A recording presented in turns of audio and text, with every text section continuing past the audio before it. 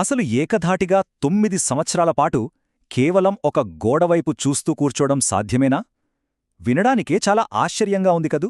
కాని ఒక వ్యక్తి నిజంగానే అలా కూర్చున్నారు. ఆయన అచంచలమైన దీక్షనుంచే ప్రపంచ ప్రఖ్యాతిగాంచిన షావోలిన్ మార్షల్ ఆర్ట్స్ పుట్టుకొచ్చాయి. ఇంతకీ ఎవరా టంబ్లర్ మాంగ్ లేదా పడిపోని సన్యాసి? ఇవాల్టి మన ఈ ఎక్స్ప్లెయినర్లో చరిత్ర గతిని అలాగే మార్షల్ ఆర్ట్స్ రూపురేఖలను మార్చేసి ఒక లెజెండ్గా మిగిలిపోయిన ఆ గొత్త సన్యాసి ప్రయాణాన్ని డీకోడ్ చేద్దాం. ఆ 9 కూర్చున్న సన్యాసి పేరే బోధిధర్మ. జెన్ బౌద్ధమతానికి ఆద్యుడిగా ఒక గ్రాండ్ మాస్టర్గా ఈయన్ని ప్రపంచం కీర్తిస్తోంది. కాని ఇదంతా ఒకే రోజులో జరిగిపోలేదు. భారతదేశంలో ఒక రాజకుటుంబంలో పుట్టిన యువరాజు అన్నీ వదిలేసుకొని ఒక సాధారణ సన్యాసిగా ఎలా మారాడు? అసలాయన బోధనలేంటి? మనమెంతో ఇష్టంగా చూసే షావోలిన్ కుంగ్ఫు మూలాలు ఎక్కడ్నుంచొచ్చాయి? ఇవన్నీ ఇప్పుడు మనం లోతుగా తెలుసుకుందాం. బోధిధర్మ ప్రయాణాన్ని అర్థం చేసుకోవాలంటే ముందుగా ఆయన తనని తాను వేసుకున్న ఈ ఒక్క ప్రశ్నను మనం గమనించాలి. నేను పుట్టక ముందు అసలు నేను ఎవరిని? నేను పుట్టిన తర్వాత నేను ఎవరినయ్యాను? అరే, చూసారా ఎంత లోతైన ప్రశ్న! రాజరికపు భోగాలు, అధికారం ఇవేవీ ఆయనకు సంతృప్తినివ్వలేదు. తన అసలైన గుర్తింపు కోసం ఆయన పడిన తపన ఈ ఒక్క ప్రశ్నతోనే ఒక గొప్ప ఆధ్యాత్మిక మార్పుకు నాంది పలికింది. ఆయన్లో ఆ మార్పు రావడానికి ప్రధాన కారణం కర్మ. కర్మ సిద్ధాంతం గురించి మనందరికీ తెలిసిందే కదా. అధికార పోరాటాలు, దానికోసం చేసే రక్తపాతాలు, ద్వేషాలు ఇవన్నీ పాపాలను మోసుకొస్తాయని, ఈ కర్మచక్రం నుంచి తప్పించుకోవడం అసాధ్యమని ఆ యువరాజు గ్రహించారు. అందుకే కేవలం దయ అలాగే క్షమాగుణం ద్వారా మాత్రమే ఈ జనన మరణాల చక్రాన్ని బద్దలు కొట్టగలమని ఆయన బలంగా నమ్మారు. ఈ ఒక్క ఆలోచనే ఆయనను ఆ రాజరికపు హింస నుంచి బయటకు లాగి ప్రశాంతమైన శాకాహార మార్గం వైపు నడిపించింది. సరే, మరి ఆ జ్ఞానోదయపు మార్గం ఎలా మొదలైందంటే ఆయన గురువుగారు ఒక 3 అద్భుతమైన నియమాలను నేర్పించారు. ఇవి మనం కూడా నిత్యజీవితంలో ఆలోచించాల్సినవే. అవేంటంటే 1. మనస్సును తొలిచివేసే అన్ని రకాల బాధలను, కోరికలను తెంచేయడం. 2. ఎల్లప్పుడూ మంచి పనులనే పెంపొందించుకోవడం. ఇక 3. సకల ప్రాణులకు విముక్తి కలిగించడం.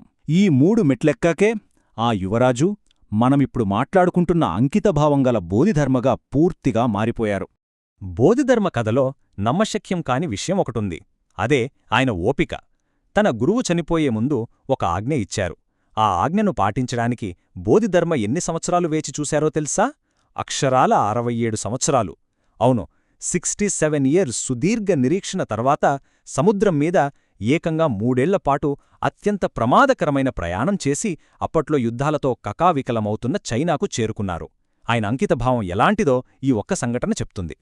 అలా చైనాకు చేరుకున్న బోధిధర్మకు ఒక ఆసక్తికరమైన పరిస్థితి ఎదురైంది.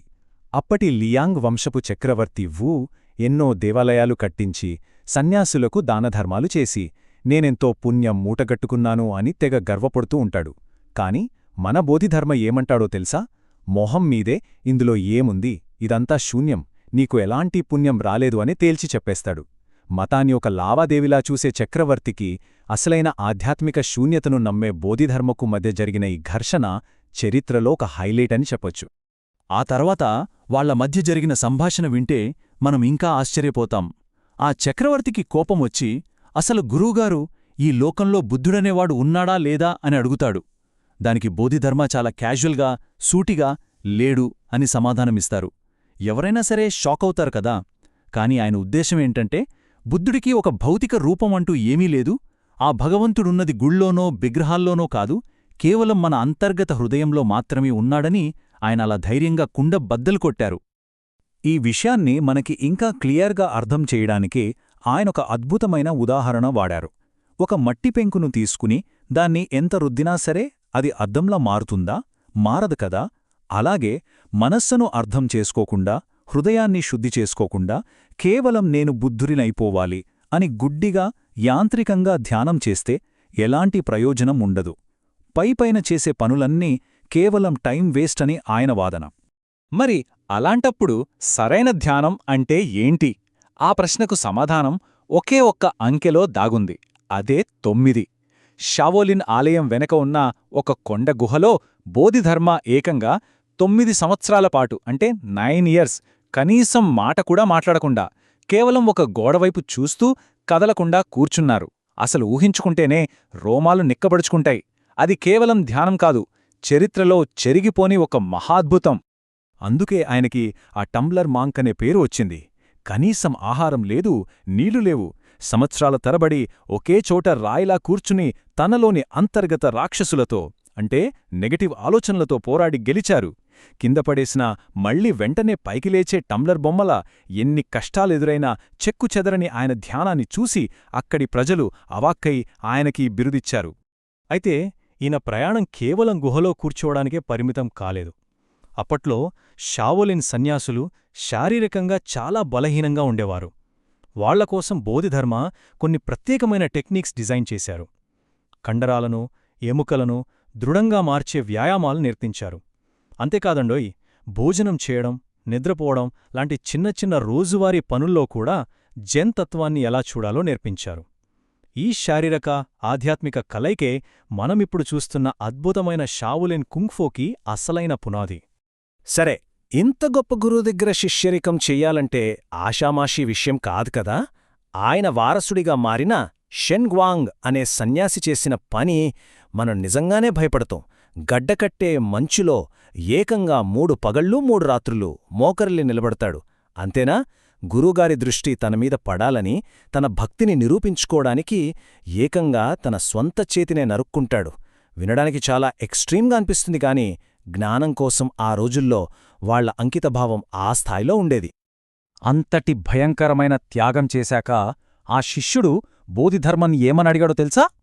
దయచేసి నా హృదయాన్ని శాంతింపచేయండి అని వేడుకున్నాడు. దానికి బోధిధర్మ ఒక్క క్షణం కూడా ఆలోచించకుండా, సరే, నీ హృదయాన్ని ముందు నా చేతిలో పెట్టు, అప్పుడు నేను దాన్ని శాంతింపచేస్తాను అని అంటారు. అస్సలు సమస్యల మూలాన్ని ఆయన ఎంత పవర్ఫుల్గా డీల్ చేస్తారో చెప్పడానికి ఈ ఒక్క డైలాగ్ జాలు. గురువుగారి మాట వినగానే శిష్యుడు ఆశ్చర్యపోయి తనలో తాను వెతుక్కుంటాడు. గురువుగారు, నాలోని ఆ అశాంతమైన హృదయాన్ని నేను ఎక్కడా కనుగొనలేకపోతున్నాను అంటాడు. అప్పుడు బోధిధర్మ నవ్వి, ఇదిగో నేను దాన్ని శాంతింపజేశాను అని ముగిస్తారు. చూసారా, మనశ్శాంతి అనేది బయట ఎక్కడో వెతికితే దొరికే వస్తువు కాదని, అది మన అవగాహనలోనే ఉందని ఒకే ఒక్క క్షణంలో తన మాటల ద్వారా ఆ శిష్యుడికి జ్ఞానోదయం కలిగించారు. సింప్లీ మైండ్ బ్లోయింగ్ కదూ. ఇక తన ప్రయాణం చివరికొచ్చేసరికి బోధిధర్మ తిరిగి భారతదేశానికి వెళ్లాలనుకుంటారు. వెళ్లేముందు తన శిష్యుల్లో అసలైన వారసుడి ఎవరో తేల్చడానికి ఒక టెస్ట్ పెడతారు. జెన్ తత్వాన్ని అర్థం చేసుకోవడంలో ఆయన 4 మెట్లు చెప్తారు. మొదటిది చర్మాన్ని పొందడం, అంటే పైపైన పదాలను అర్థం చేసుకోవడం. రెండోది మాంసాన్ని పొందడం, అంటే ఈ లోకంలోని భ్రమలను గుర్తించడం. మూడోది ఎముకలను పొందడం, అంటే అంతా శూన్యమని గ్రహించడం. ఇక ఆఖరిది అత్యున్నతమైనది మజ్జను పొందడం, అంటే పరిపూర్ణమైన నిశ్శబ్దాన్ని ఆస్వాదించడం. మరి ఈ కఠినమైన పరీక్షలో ఎవరు నెగ్గారంటారు? మిగతా శిష్యులంతా తమకు తెలిసిన జ్ఞానాన్ని గొప్పగా మాటల్లో వర్ణిస్తుంటారు. కాని ఆ షెన్ హువాంగ్ మాత్రం ఒక్క మాట కూడా మాట్లాడకుండా పూర్తిగా నిశ్శబ్దంగా ఉండిపోతాడు. ఆ నిశ్శబ్దంతోనే అతను ఆఖరి దశైన మధ్యను చేరుకునే బోధిధర్మకు నిజమైన వారసుడయ్యాడు. జెన్ తత్వం యొక్క అసలైన అర్థం మాటల్లో కాదు, నిశ్శబ్దంలోనే ఉందని ఇది నిరూపిస్తోంది. మాట్లాడటం కంటే ఆచరించి చూపడం గొప్ప అని చెప్పడానికి ఇంతకంటే మంచి ఉదాహరణేముంటుంది? అలా తన సరైన వారసుణ్ణి ఎంచుకున్న తర్వాత బోధిధర్మ అతనికి కొన్ని అమూల్యమైన వస్తువులను బహుమతిగా ఇచ్చారు. అవేంటంటే తాను ధరించే వస్త్రం, తాను భిక్షాటన చేసే పాత్ర, అలాగే అత్యున్నతమైన జ్ఞానాన్నిచ్చే లంకావతార సూత్రం అనే 4 గ్రంథాలు. ఈ వస్తువులను ఇవ్వటం ద్వారా ఆ నిశ్శబ్ద విద్యార్థిని జెన్ బౌద్ధ మఠానికి 2వ ప్యాట్రియార్క్గా, అంటే తన తరువాతి గొప్ప గురువుగా అధికారికంగా ప్రకటించారు. ఇక అసలైన ట్విస్ట్ ఇక్కడే మొదలవుతుంది. ఆయన జీవితపు చివరి ఘట్టం ఇప్పటికీ ఒక పెద్ద మిస్టరీగానే మిగిలిపోయింది. బోధిధర్మ తన 150 ఏళ్ల వయసులో మరణించాడు. ఆయనకు అంత్యక్రియలు కూడా జరిగాయి. కానీ కొన్ని నెలల తర్వాత పామీర్ పర్వతాల గుండా వెళుతున్న ఒక ప్రయాణికుడు బోధిధర్మ ఒక చేతిలో కర్ర పట్టుకుని దానికొక చెప్పు తగిలించుకుని పశ్చిమం వైపు నడుచుకుంటూ వెళ్లడాన్ని చూశాడు. ఇది వినడానికి లాజిక్కి అస్సలందదు, కానీ మనలో విపరీతమైన క్యూరియాసిటీని పెంచుతుంది. ఆ ప్రయాణికుడు చెప్పిన మాట విన్న వెంటనే చక్రవర్తికి మతిపోయి నిజానిజాలు తేల్చమని రాజుశాసనం జారీ చేశాడు. వెంటనే అధికారులు వెళ్లి ఆ సమాధిని, ఆ శవపేటికను తెరిచి చూశారు. అప్పుడు వాళ్లకేమైందో తెలుసా? లోపల దేహం లేదు. అవును, అక్కడ బాడీ లేదు, కేవలం ఒకే ఒక్క చెప్పు మాత్రమే మిగిలి ఉంది. చరిత్రలో బహుశా ఎప్పటికీ వీడని అతిపెద్ద మిస్టరీలో ఇదొకటి. ఆ ఖాళీ సమాధిలో మిగిలిపోయిన ఆ ఒక్క చెప్పు అసలు దేనికి సంకేతం? బహుశా జీవితం, మరణం ఇవన్నీ కేవలం మన భ్రమలు మాత్రమే అని చెప్పడానికి బోధిధర్మ ఇచ్చిన ఆఖరి నిశ్శబ్ద పాఠమా? ఒకసారి ఆలోచించండి. ఆయన జీవితమంతా శూన్యత గురించే బోధించారు. చివరికి మరణం తర్వాత ఆ శూన్యతలోనే కలిసిపోయారు. ఒక సాధారణ యువరాజుగా మొదలై షావులిన్ కుంగ్ఫూకే మూలపురుషుడైన బోధిధర్మ ప్రయాణం మనందరికీ ఒక గొప్ప స్ఫూర్తి.